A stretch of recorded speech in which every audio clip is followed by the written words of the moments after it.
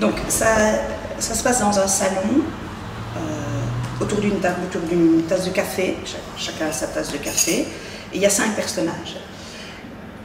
Et dans les 5 personnages, il y en a un qui s'appelle Come To Me, ça c'est le héros de l'histoire.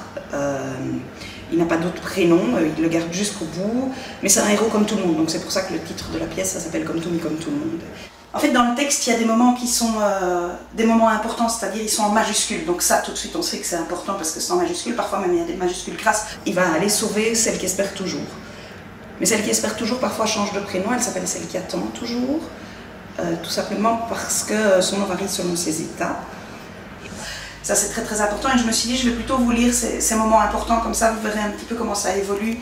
Mais en gros, c'est comme Tommy qu'elle attend, quoi. Elle attend d'être sauvée, même si elle se sauvera toute seule. Et vous aurez un peu le canevas de l'histoire parce que j'ai l'impression que j'étais pas claire ce matin, donc voilà. Donc fait comme Tommy. Troisième personnage, elle a une mère qui est une mère de fer et qui s'appelle Virabelle, dite aussi la vilaine.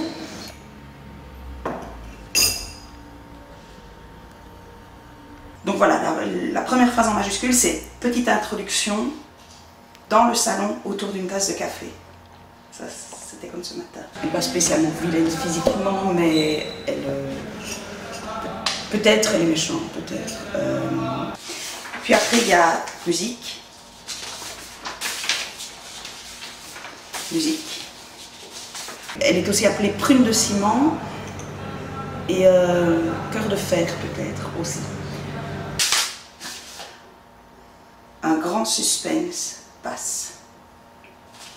Le quatrième personnage, c'est Peter Warsinovich-Four.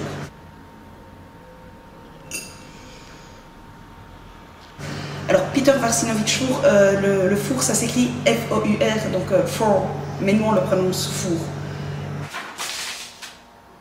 Le grand suspense passe encore.